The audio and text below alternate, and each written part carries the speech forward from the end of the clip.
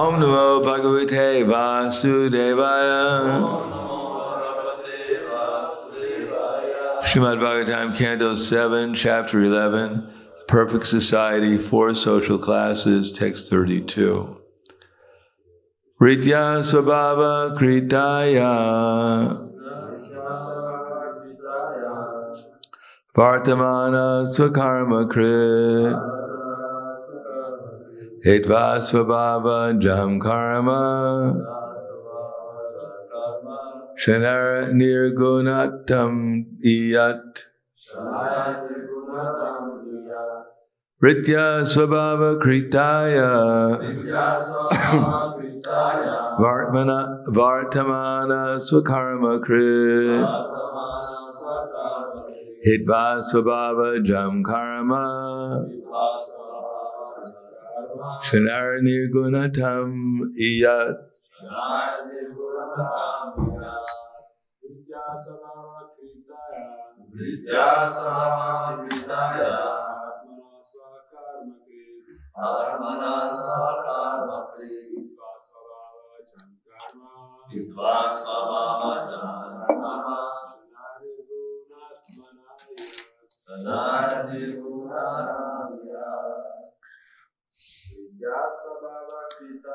Ritya Svabhava Kritaya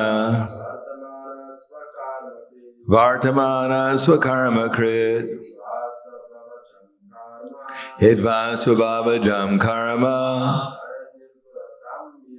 Shanai Nirgunatam Iyat. Ritya Svabhava Kritaya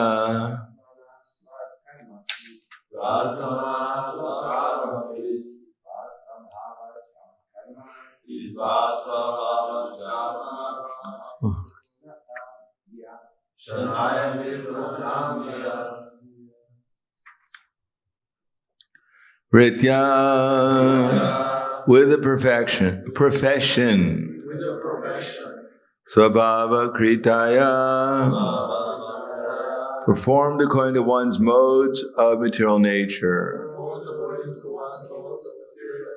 Vartamana existing. Swakarma Krit executing his own work. Hitva giving up. Svabhava Jam born from one's own modes of nature. Karma activities. Shanai gradually. Nirgunatam transcendental position. Iyat may obtain. Translation and purport by His Divine Grace, A.C. Bhaktivedanta Swami Srila Prabhupada. If one acts according to his profession, if one acts in his profession according to his position in the modes of nature, and gradually gives up these activities, he obtains the nishkama stage. Purport: if one gradually gives up his hereditary customs and duties, tries to serve the Supreme Personality of Godhead in his natural position, he is gradually able to become free from these activities. And he attains the state of nishkama, freedom from material desires.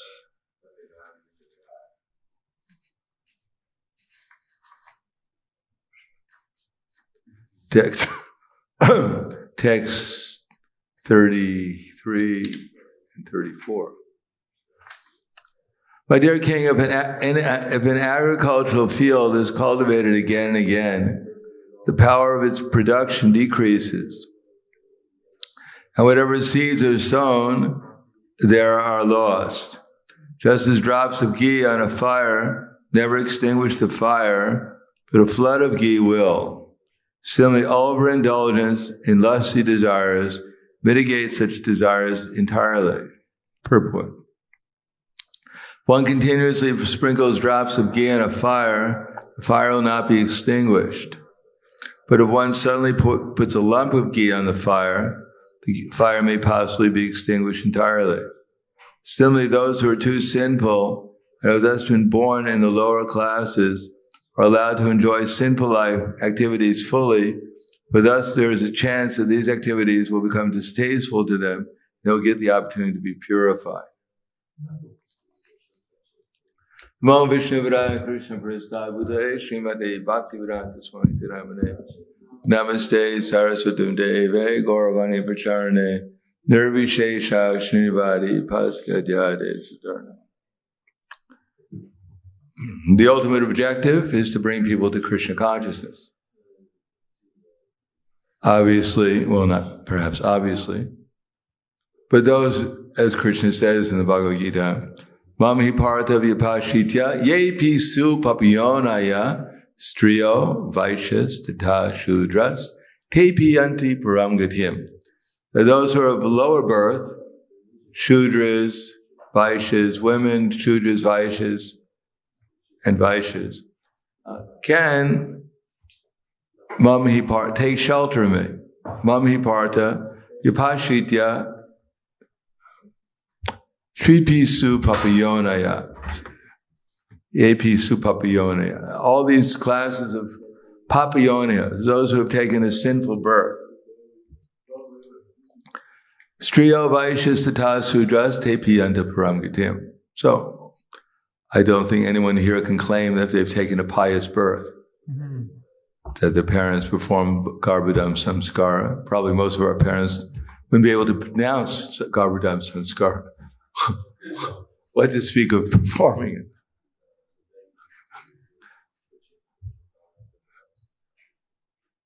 And therefore, at the time of conception, we probably can take for granted, our parents weren't thinking of any conception of God. What they were thinking about is unknown, but whatever they think about, here we are.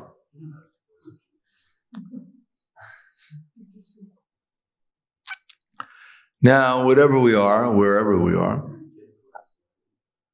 Krishna says in the Bhagavad Gita, well, before we say that, Kim Brahmana Punyas, Kim Punar Brahmana Punyas. Actually, there must be something else before that.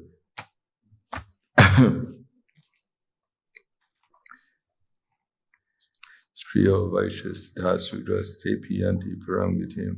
Kim Punar Brahmana Punyas Bhakta Rajarshya Stitha Anityam Sukam Lokam Imam Prapye Bhajasvamam. So how much greater than those Papillonias are the Brahmanas, the Kshatriyas, Kim Brahma and the Bhaktas.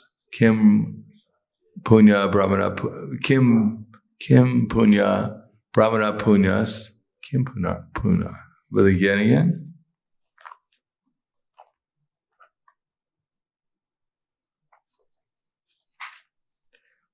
Kim Punar Brahmana Punyas Bhakta Rajarshya Stita Anityam Asukam Lokam Imam Prapye Bhajasvamam.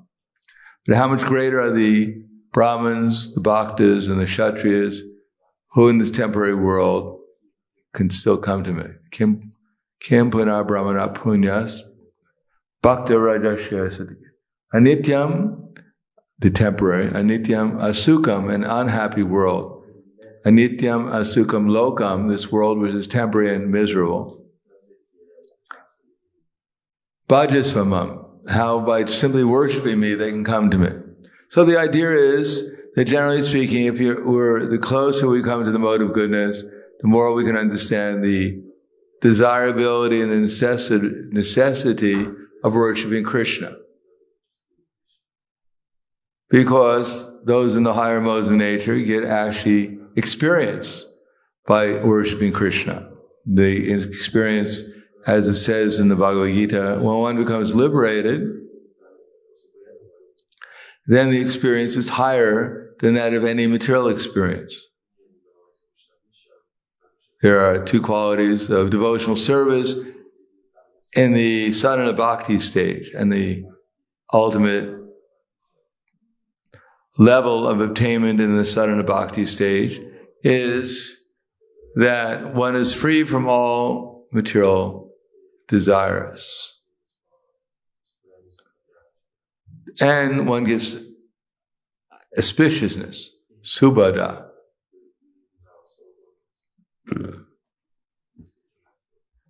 So, subhada means that devotional service gives a higher experience than any material experience. And at the same time, it's open to everyone. It's all auspicious. It's open to everyone.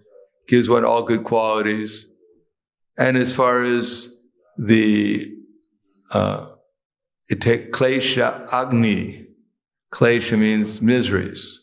The main miseries are avidya. So devotional service gives us real knowledge and therefore frees us from our false ego. And as we get free from our false ego, then there is less and less attachment and aversion. And as we realize that we're eternal, then we're no longer fearing death, old age, disease, and death, or even having to take birth again. So these are the main miseries of material existence: ignorance, false ego, attachment, aversion, and fear arising of the bodily concept of life. So devotional service at the highest stage of sadhana bhakti, that is when one transcends the material energy and comes to the level of Brahman, brings one to that stage. And even if one is not on that stage, devotional service is so powerful that it can gradually bring one to that stage if it's performed with care and attention. Seriously. Therefore, the Brahmins are in a much better position because they've worked on it in the previous lives. Be a Brahmin means that you worked to become a Brahmin. It's not that God, like some people, made them Brahmins, and He didn't like other people, He made them Shudras. We took birth and God said, I don't like your face, I think you should be a Shudra. Oh, you look like a nice guy, I'll make you into a Brahmin. Everything depends upon one's probably previous activities and the present activities. That one could become a Brahmin even in this lifetime if one actually tried for it. Following the process that would make one into a Brahmin. Yata kanchana yati. As Narada Muni said, Yata kanchana yati diksha vinahidanitam. That just like bell metal can be turned into the gold by an alchemical process with a mixture of mercury. So similarly, an ordinary person could become a Brahmin by initiation, following the proper process. Initiation means not that sitting in a fire sacrifice, throwing some grains into a fire and I'm initiated, I get my name. That's the external manifestation of a willingness to give up one's false ego. The actual initiation is when we actually identify ourselves as the actual practical servant of the servant of the servant of Krishna. That we actually take seriously the name we get, Das. We're on the first one. Oh, Krishna, that's right. I always thought I was Krishna. Good name for me. No, it's Das. We can't forget the Das at the end. We're servants of the servant of Krishna. That's called initiation. To understand that and to actually accept it. Not that I'm actually the servant of Krishna. Oh, that's unfortunate. It's unfortunate. That's, I hope it's not true. But anyhow, that's what they tell me, but I don't really accept it within my heart. But anyhow, as long as everyone else thinks that they're my servant, everything is all right. I can pretend I'm your servant as long as you become my servant.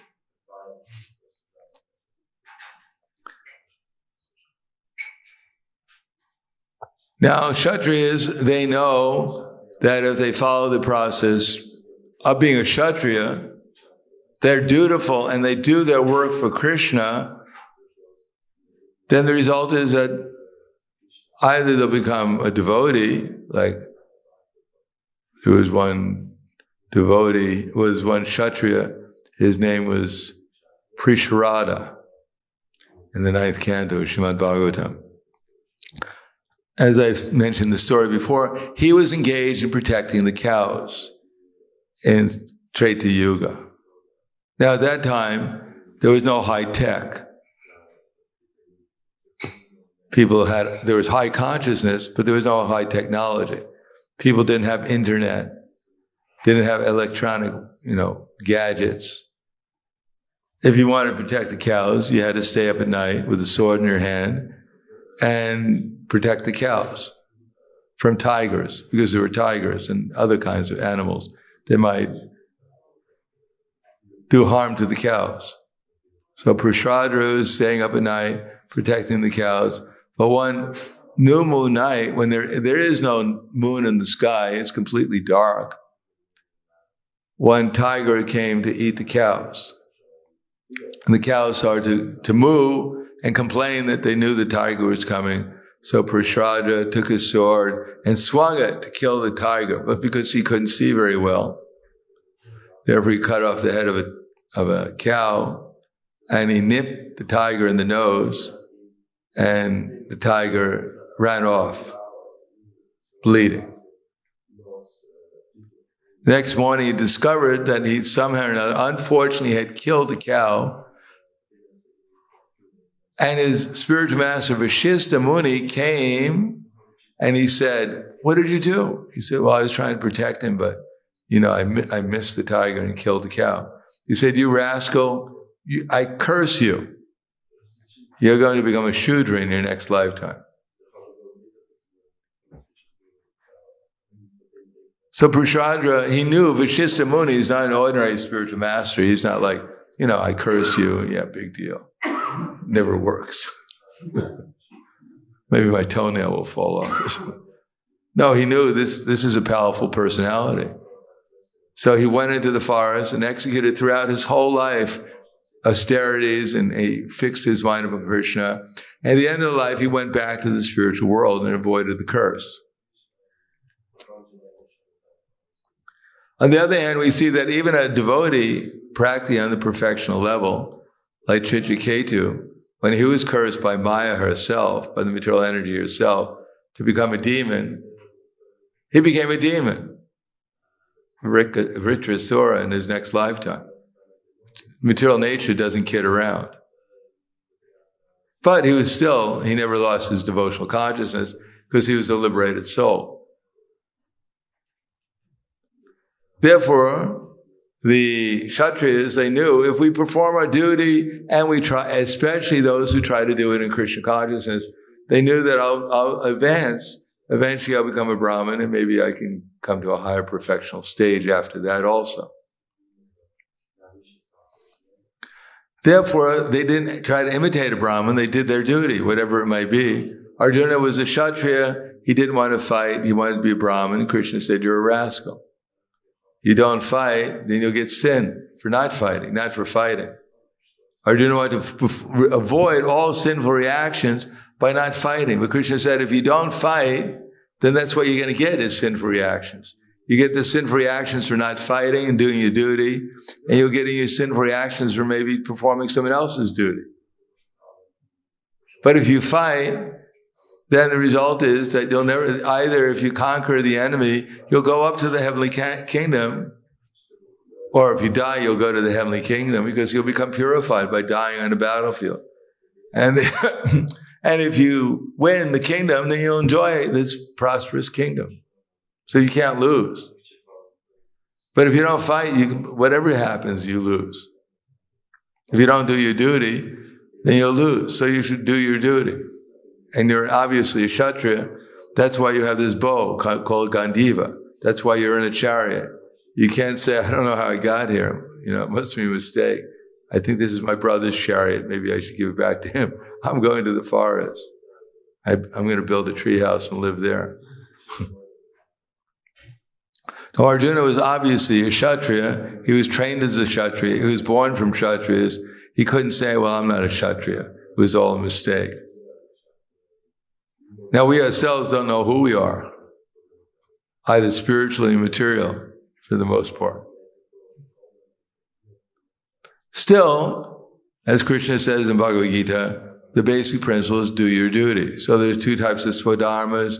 Those given by the Vedas according to one's psychophysical nature, and the other is given by the spiritual master.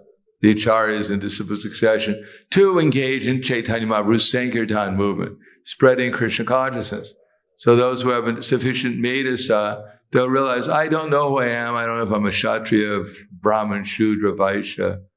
I don't know what I am, what this body is. But whatever it is, I should engage in some kind of service to Krishna. Someone might be able to figure it out, what I can do to spread the Sankirtan movement. And if I do that in Krishna consciousness, then my life will gradually become successful. Now, the laws of material nature, they always work. It's not that when we shave our head, we change our name or change our address, then suddenly we become pure devotees. No, the material nature is an equal opportunity employer. It employs everyone equally with lust, anger, greed, envy, madness, illusion. Maya is always there waiting. Oh, you're interested in me? I'm very happy. Here you go. Therefore, Krishna says, Dhyayato vishayam pumsam sangaste shupajayate sangat sanjayate kama krodha bhajayate. If we contemplate the objects of the senses, then we'll develop attachment for them. There's no other, there's no alternative. It's not that, well, I'll contemplate the objects, but I'm a nice person, so there won't be any attachment. No, the material nature works. As soon as we stop remembering Krishna, then naturally we'll look around for something to make us happy. And when we find the object that we think will make us happy, we'll develop attachment for it. And then lust, material nature, will supply lust. And from lust, if we try to gratify lust, greed will come. And after greed, frustration and anger. And then illusion follows. Whatever illusion we were under before, it simply becomes intensified. We gradually lose our memory, and our intelligence is lost. And we become deeply involved in the modes of nature. Especially in Kali Yuga, since there's no dharma, there's no liberation, there's only desires for accumulating things for sense gratification. Therefore, tatasyanudinam dharma sattvam, tatasyanudinam dharma sattvam socham daya shama balena kaliyar rajan nakshantara balam shriti. Day after day, not months or years, but day after day, dharma is being lost. And people are losing truthfulness, cleanliness, austerity, mercy. Their bodily strength is diminishing, and their memory is diminishing. Everything, good qualities are being lost in Kali Yuga because people are becoming more and more absorbed in sinful activity. They're not controlling their senses. They're not controlling their mind. They're simply become absorbed in service to their senses and mind. They can't get enough service to the senses and mind. Therefore, they give in credit cards so they can get more and more things to gratify their senses. And even if they get sick, then they they get too fat by eating too much. They go to the surgeon, he cuts out the fat, so you can go and get fat again. Often it doesn't work and they die in the process or they get even more sick. But anyhow, people are convinced that there's nothing beyond sense gratification and that's the highest purpose of life. And therefore they're fully engaged in such activities to somehow or another hook or crook, get money and gratify the senses. However small the gratification may be, still try to do something to serve the senses. Now, if one can understand the necessity of regulating the senses, raga, dvesha, vimuktayistu, vishan, indriyastaran, atma, vaishara, vidayatma, prasadam, adigachiti. That by following the regular principles of freedom, everyone can become free from all attachment and aversion, and thus obtain the mercy of the Lord. There's a sequence to that, which is maybe.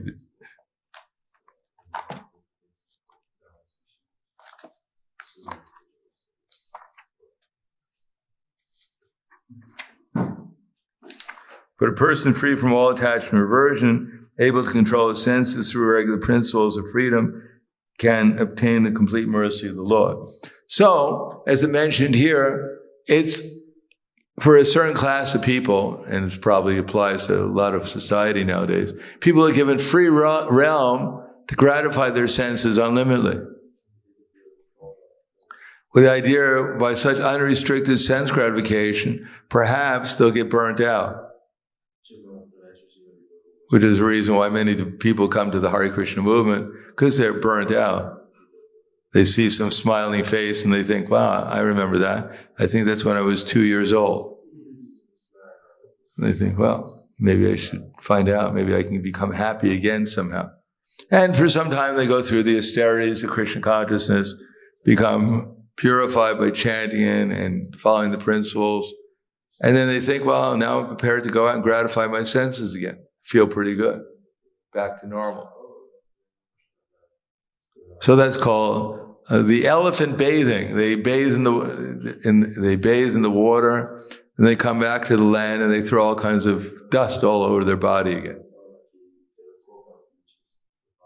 So it's true that if one gets burnt out by excessive sense gratification, then one may stop sense gratification and look for something higher.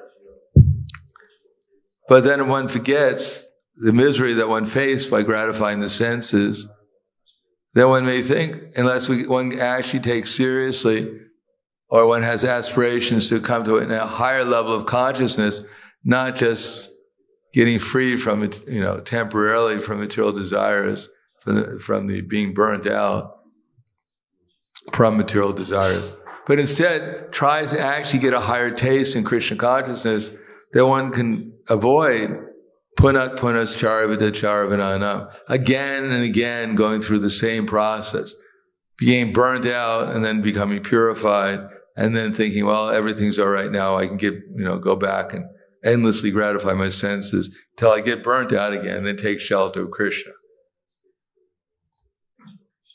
That may be, but one runs the risk of, after a while, getting burnt out and just remaining burnt out till one takes his next birth as a dog or a hog somewhere.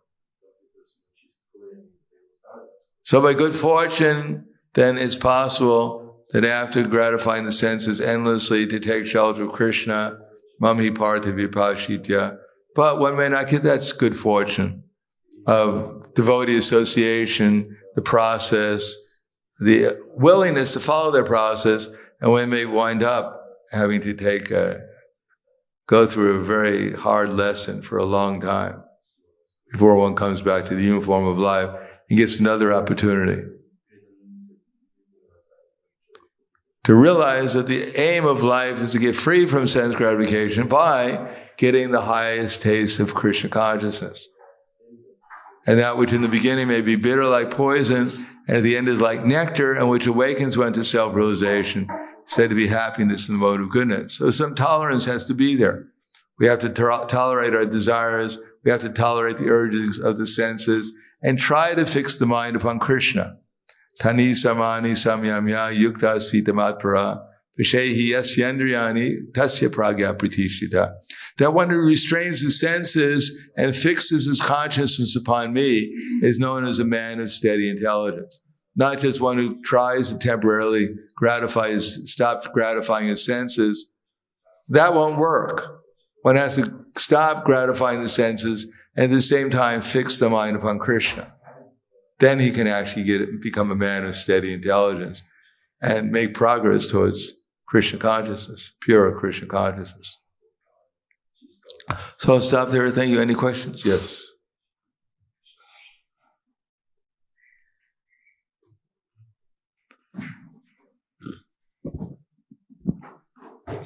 So we heard how this person took shelter of devotional service and nullified the effects of the curse. So well, he nullified it in the sense that he wasn't here he didn't get a material body. He went back to the spiritual world. So we also know that devotional service changes one's character, changes one's fate. And my question is, but seemingly some character traits or some anarthas, even though we perform devotional service, they seem so deeply ingrained that... Well, first let's perform devotional service. So yeah, is it because we are unattentive, or because we just don't want, we hold on to those, or what? Yeah, a whole combination of things, of course. We don't know how deeply attached we are. So we're trying to gradually get free from the lower modes of nature, coming to the higher modes of nature. When everything becomes clear, then we can come, remain steady on the platform of liberation.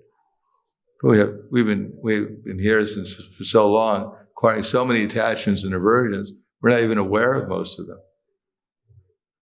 So we're trying to come to the platform of devotional service.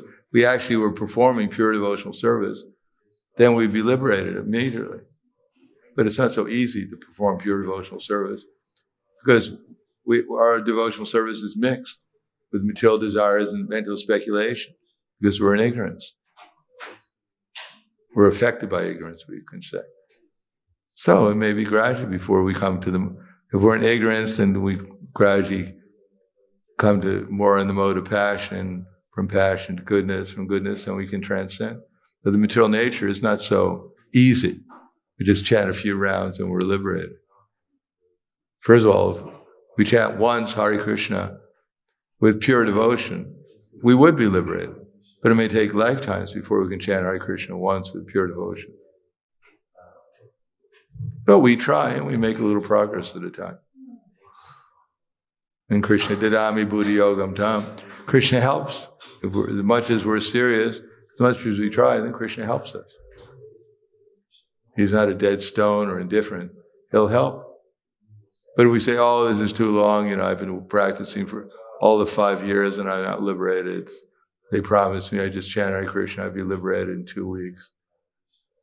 Why is it so long, No, we should look at what we were doing before and what we're doing now. And hopefully there's some difference. Generally, there is some difference.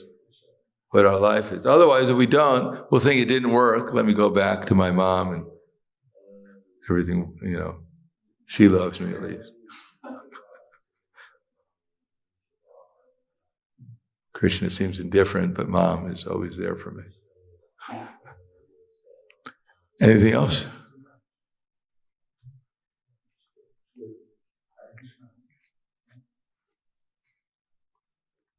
Hello, Hare Krishna.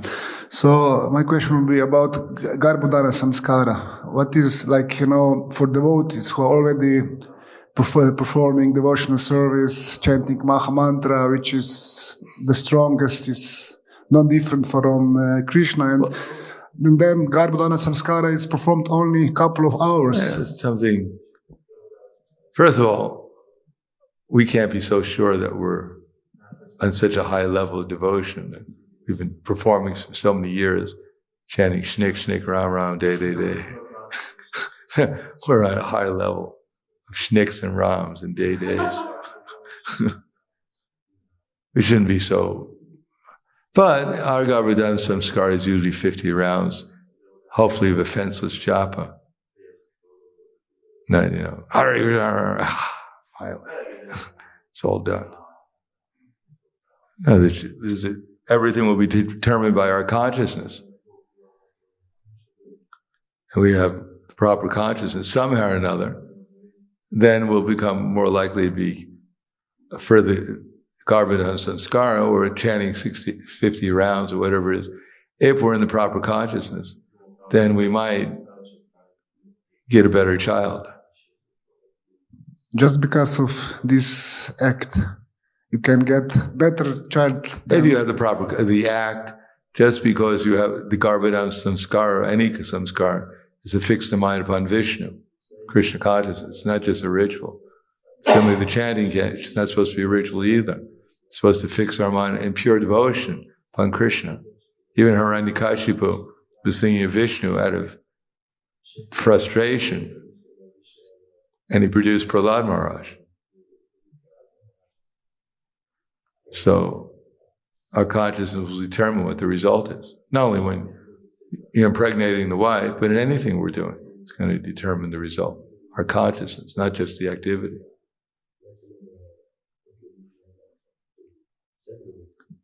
Anything else? Thank you very much. Krantaraj Srimad Bhagavatam ki jai, Srila Prabhupada ki jai, Gaur Premanande.